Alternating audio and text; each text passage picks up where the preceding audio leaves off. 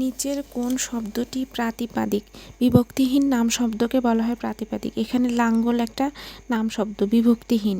এটাকে বিভক্তিহীন নাম শব্দকে প্রাতিপাদিক বলা হয়। কিন্তু লেখা সাধিত, এটা লিখযোগ আর লেখা, এটা কৃত প্রত্যয় সাধিত, এটা সাধিত সাধিত মানে এগুলো আর কি প্রাতিপাদিক নয়। এখানে লাঙ্গলটাই প্রাতিপাদিক।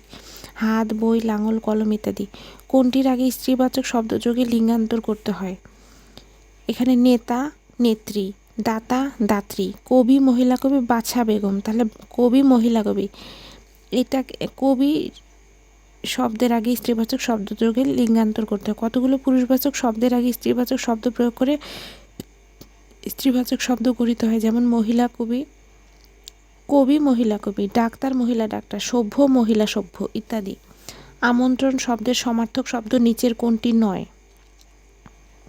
নয় বলছে, তাহলে প্রত্যাবান। প্রত্যাবান আমন্ত্রণ শব্দের সমার্থক শব্দ নয়। তাহলে আমন্ত্রণ শব্দের সমার্থক শব্দ কি কি? আমন্ত্রণ শব্দের সমার্থক শব্দ হচ্ছে আহ্বান, আহ্বান, এটার উচ্চারণ হবে আহ্বান। নিমন্ত্রণ, নিয়োগ, সম্বোধন, ভোজে আমন্ত্রণ। নিয়োগ, সম্বোধন, ভোজে আমন্ত্রণ। মন্নামতি বাগধারাটির অর্থ কি? অস্থির মানব মন। মন্নামতি বাগধারাটির অর্থ হচ্ছে অস্থির মানব মন। বীর সন্তান প্রসব করে যে নারী, বীর প্রসূ। বীর সন্তান প্রসব করে যে নারী, বীর প্রসূ। অম্বু শব্দের সমার্থক শব্দ কোনটি? অম্বু শব্দের সমার্থক শব্দ হচ্ছে পানি। অম্বু শব্দের সমার্থক শব্দ হচ্ছে পানি। অম্বু শব্দের সমার্থক শব্দ জল বা নীর বা সলিল বা বাড়ি। জল, নীল, সলিল বা বাড়ি। আর অম্বুদ শব্দের অর্থ হচ্ছে মেঘ। অম্বুদ শব্দের অর্থ মেঘ। মনে রাখবো, অম্বুদ থেকে অম্বু পড়ে মানে মেঘ থেকে জল পড়ে। অম্বুদ থেকে অম্বু পড়ে, মেঘ থেকে জল পড়ে। অম্বু মানে জল, নীর, সলিল, বাড়ি। আর অম্বুদ মানে মেঘ। আর অম্বর মানে আকাশ বা গগন। আকাশ বা গগন, এটা অম্বর মানে আকাশ বা গগন। নিচের কোনটি ঘোষ অল্পপ্রাণ ধ্বনি?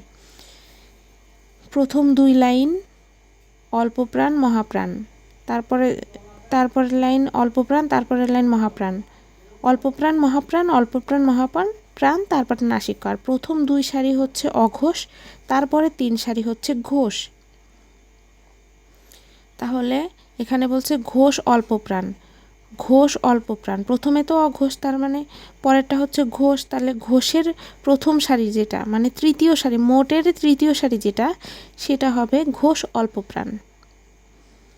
এখানে গ, বর্গীয় জ, ড, দ, ব, এগুলো হচ্ছে ঘোষ অল্পপ্রাণ। এখানে ড, ড হচ্ছে ঘোষ অল্পপ্রাণ। শুদ্ধ বানান কোনটি? স্টেশন বিপ্রকর্ষ রুগ্ন না সাধারণ? এখানে স্টেশন বানান দন্তে শয় টয় একার, তালবস্য দন্তন্য হবে। বিপ্রকর্ষ বানান বয় রস্য ইকার, পয়রফলা ক মধ্যনা শয় রেফ হবে। সাধারণ বানান মূর্ধন্য ন হবে। আর রুগ্ন বানান, এখানে রুগ্ন বানান শুদ্ধ, বয়বিন্দু রয় রস্য উকার, গয় হসন্ত মূর্ধন্য, রুগ্ন। গয় হসন্ত মূর্ধন্য, রুগ্ন। দীপ্যমান শব্দের সঠিক প্রকৃতি ও প্রত্যয় কোনটি? দীপ যোগ সাঞ্চ, দীপ্যমান। দয় দীর্ঘইকারে দি, প, দীপ। দয় দীর্ঘইকারে দি, প, দীপ যোগ তালব শয় আকার দন্ত ন চয় হসন্ত, দীপ যোগ সাঞ্চ সমান দীপ্যমান। এখানে দ্বীপের এখানে ধাতু চিহ্ন রয়েছে। দ্বীপ যোগ সাঞ্চ সমান দীপ্যমান। দ্বীপ যোগ সাঞ্চ সমান দীপ্যমান। দয় দীর্ঘইকারে দি, পয় হসন্ত, দ্বীপ যোগ তালব শয় আকার দন্ত ন চয় হসন্ত, দ্বীপ যোগ সাঞ্চ মানে দীপ্যমান। মহাকুমা শব্দটি কোন ভাষা থেকে এসেছে? এটা সম্ভবত মহকুমা হবে। এটা আরবি ভাষা থেকে এসেছে। আরবি ভাষার আরও কিছু গুরুত্বপূর্ণ শব্দ: তুফান, তুফান, মর্শিয়া, আল্লাহ, হালাল, হারাম, এগুলো আরবি ভাষা শব্দ। তুফান, মর্শিয়া, আল্লাহ, হালাল, হারাম। আল্লাহ শব্দটা কি, কোন ভাষার? আরবি ভাষার। হালাল, হারাম আরবি ভাষার। মর্শিয়া আরবি ভাষার। তুফান আরবি ভাষার শব্দ। পাহাড়ের ঢাল বেয়ে জল নামছে, এখানে জল কোন কারকে কোন বিভক্তি? এখানে কে নামছে? জল নামছে, তাই উত্তর কি হবে? জল কর্তৃকারক হবে। কে নামছে? জল নামছে, মানে জলই কাজটা করছে, তার মানে জল কর্তৃকারক হবে। তাহলে কর্তৃকারকে শূন্য বিভক্তি, কর্তৃকারকে শূন্য বিভক্তি হবে। এখানে উত্তর ভুল দেয়া ছিল, এটা হবে কর্তৃকারকে শূন্য বিভক্তি। কোনটি নিপাতনে সিদ্ধ প্রত্যয়যুক্ত শব্দ? নিপাতনে সিদ্ধ প্রত্যয়যুক্ত শব্দ। নিপাতনে সিদ্ধ মানে কি? যেটা নিয়ম ছাড়া হয় সেটা নিপাতনে সিদ্ধ। সাধারণ নিয়মে হলে সুর যোগ স্বয়ীয় সমান সৌর হতো, সুর যোগ মূর্ধন্য স্বয়ীয় সমান সৌর হতো, কিন্তু এখানে নিপাতনে সিদ্ধ তদ্ধিত প্রত্যয়ের জন্য সূর্য যোগ স্বয়ীয় হয়েছে, সূর্য যোগ স্বয়ীয়তে সৌর হয়েছে। সাধারণ নিয়মে হলে সূর্য যোগ স্বয়ীয় সৌর হতো, কিন্তু এখানে সূর্য যোগ স্বয়ীয়তে সৌর হয়েছে। তাহলে কোনটি নিপাতনে সিদ্ধ প্রত্যয়যুক্ত শব্দ? সৌর। সৌর নিপাতনে সিদ্ধ তদ্ধিত প্রত্যয় যুক্ত শব্দ। অর্থ অনুসারে হরিণ কোন ধরনের শব্দ? অর্থ অনুসারে হরিণ কোন ধরনের শব্দ? অর্থ অনুসারে হরিণ কোন ধরনের শব্দ?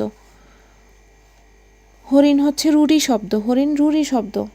যে শব্দ প্রত্যয় বা উপসর্গ যোগে মূল শব্দের অর্থের অনুগামী না হয়ে অন্য কোনো বিশিষ্ট অর্থ জ্ঞাপন করে তাকে রূঢ়ি শব্দ বলে। তার মানে প্রত্যয় বা উপসর্গের যোগে গঠিত হতে হবে শব্দটাকে এবং বিশিষ্ট অর্থ জ্ঞাপন করতে হবে, তাহলে সেটি রূঢ়ি শব্দ হবে। যেমন হরিণ, হরণ করে যে হরিণ, হরণ করে যে হরিণ, কিন্তু এটা ওইটা না হয়ে এটা একটা প্রাণীর নাম হয়েছে, এজন্য একটা রূঢ়ি শব্দ। হস্তি, গবেষণা, বাসি, তৈল, প্রবীণ, সন্দেহ। তাহলে হরিণ হস্তি, হরিণ হস্তি, গবেষণা বাসি, হরিণ হস্তি গবেষণা বাসি, তৈল প্রবীণ সন্দেহ, তৈল প্রবীণ সন্দেহ, হরিণ হস্তি গবেষণা বাসি, তৈল প্রবীণ সন্দেহ, এগুলো হচ্ছে রূঢ়ি শব্দ। রূঢ় বা রূঢ়ি শব্দ হস্তি, গবেষণা বাসি, তৈল প্রবীণ সন্দেহ, হরিণ। বাংলা বর্ণমালায় পূর্ণমাত্রা, অর্ধমাত্রা ও মাত্রাহীন বর্ণের সংখ্যা যথাক্রমে পূর্ণমাত্রার বর্ণের সংখ্যা 32টি, অর্ধমাত্রা বর্ণের সংখ্যা 8টি, মাত্রাহীন বর্ণের সংখ্যা 10টি। 32, 8, 10। নিচের কোন শব্দটি সাধু ভাষায় ব্যবহারের উপযোগী?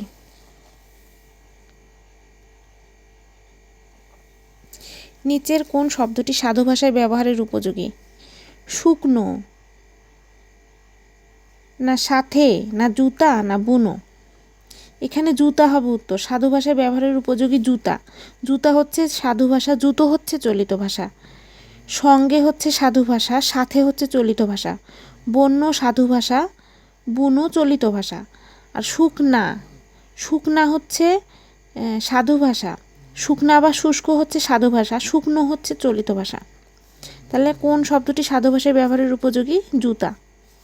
উদ্ধরণ চিহ্নের পূর্বে খণ্ডবাক্যের শেষে উদ্ধরণ চিহ্নের পূর্বে বসাতে হবে কোন চিহ্ন? অথবা খণ্ডবাক্যের শেষে বসাতে হবে কোন চিহ্ন? উদ্ধরণ চিহ্নের পূর্বে অথবা খণ্ডবাক্যের শেষে বসাতে হবে কোন চিহ্ন? কমা চিহ্ন। বাংলা বাক্যে কমা বিভিন্নভাবে ব্যবহৃত হতে পারে। যেমন উদ্ধরণ চিহ্নের পূর্বে খণ্ডবাক্যের শেষে কমা বসাতে হবে। যেমন সাহেব বললেন ছুটি পাবেন না, এখানে এটা উদ্ধরণ চিহ্ন আর এখানে কমা বসাতে হবে। সাহেব বললেন ছুটি পাবেন না। মাসের তারিখ লিখতে 12 মাসের পর কমা বসবে। যেমন 16 পৌষ, কমা বুধবার, কমা 1399 সন। বাড়ি বা রাস্তার নম্বরের পরে কমা বসবে। যেমন 68, কমা নবাবপুর রোড, কমা ঢাকা 1000। নামের পরে ডিগ্রিসূচক পরিচয় সংযোজিত হলে সেগুলোর প্রত্যেকটির পরে কমা বসবে। যেমন ডক্টর মোহাম্মদ এনামুল হক, M.A.P.PhD,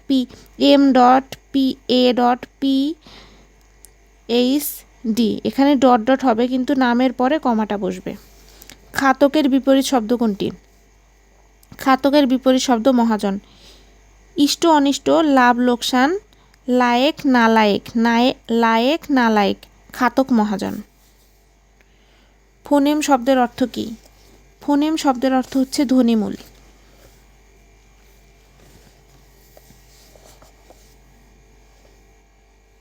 ফোনেম শব্দের অর্থ হচ্ছে ধ্বনিমূল। হাতল, ফুলেল, মুখর, এই শব্দগুলো বিশ্লেষণ করলে আমরা পাই হাত যোগ ল হাতল, ফুল যোগ এল ফুলেল, মুখ যোগ র মুখর। এখানে হাত, ফুল এবং মুখ শব্দগুলোকে বলা হয় প্রকৃতি বা মূল অংশ, এগুলোর নাম প্রকৃতি। রূপ, এক বা একাধিক ধ্বনির অর্থবোধক সম্মিলনে শব্দ তৈরি হয়, শব্দের ক্ষুদ্রাংশকে বলা হয় রূপ। রূপ গঠন করে শব্দ, এই জন্য শব্দতত্ত্বকে রূপতত্ত্ব বলা হয় বা মরফোলজি বলা হয়।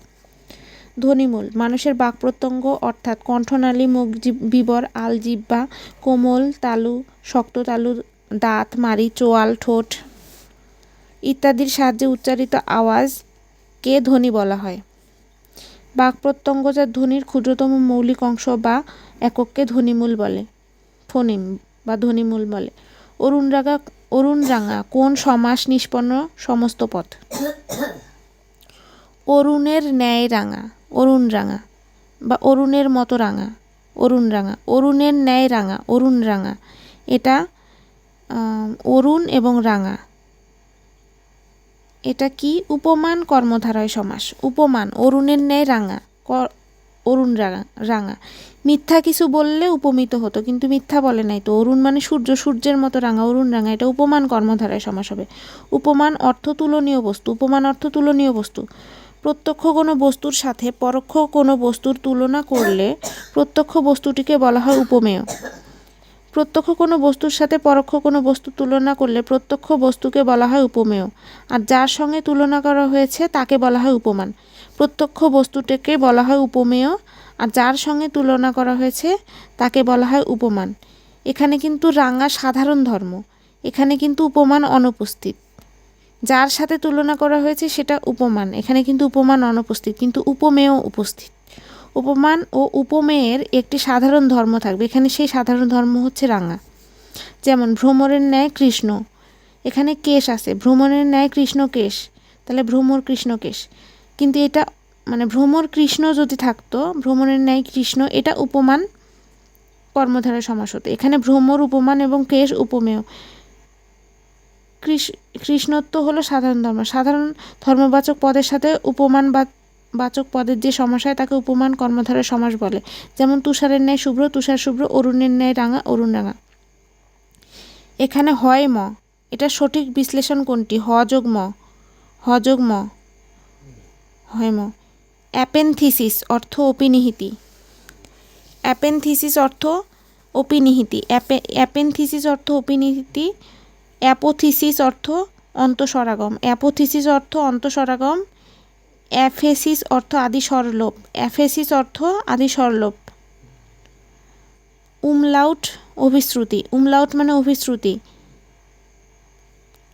অ্যানাপটাইসিক্স ইক্স, অ্যানাপটাইস, এটার উচ্চারণটা যে কি হবে? বিপ্রকর্ষ বা স্বরভক্তি হবে ওটা। তাহলে অ্যাপেনথিসিস মানে অপিনিহিতি, অ্যাপোথিসিস মানে অন্তঃস্বরাগম, অ্যাফেসিস মানে আদি স্বরলোপ। ভাস্কর এর সন্ধি, এটা ভাস্কর হবে। ভাস্করের সন্ধি বিচ্ছেদ কি?